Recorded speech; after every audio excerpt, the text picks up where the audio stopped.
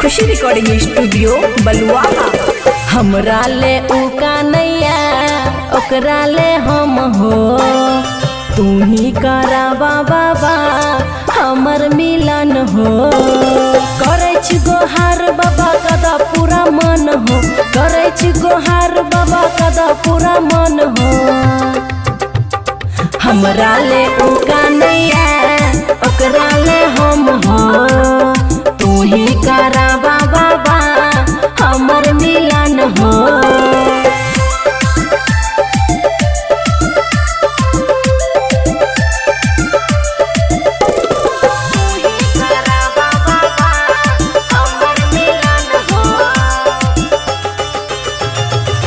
के न बताइया सह नहीं पैबै अब ओकर जुदाई हो।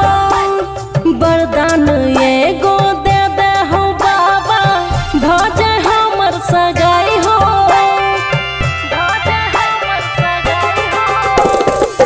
के न बताइया सह नहीं पैबै अब ओकर जुदाई हो। वरदान एगो दे दे हो बाबा भजे हमर सगाई हो।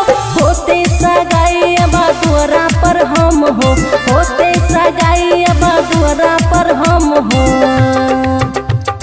हमरा ले उका नैया ओकरा ले हम हो, तू ही करावा बाबा हमर मिलन हो।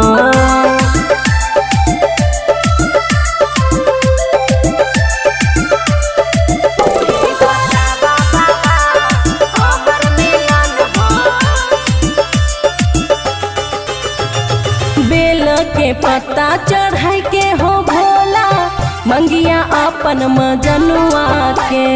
तोरे भरोसे पर टिकल छिया हाथ धराई दे मजनुआ के।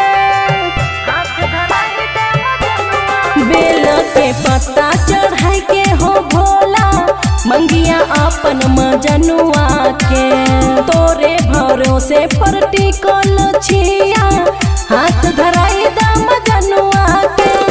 राइटर अनिल खुशी चाहे एकदम हो, नंदू अमन खुशी चाहे एकदम हो। हमरा ले उका नैया ओकरा ले हम हो, तू ही करावा बाबा हमर मिलन हो। खुशी रिकॉर्डिंग स्टूडियो बलुआहा।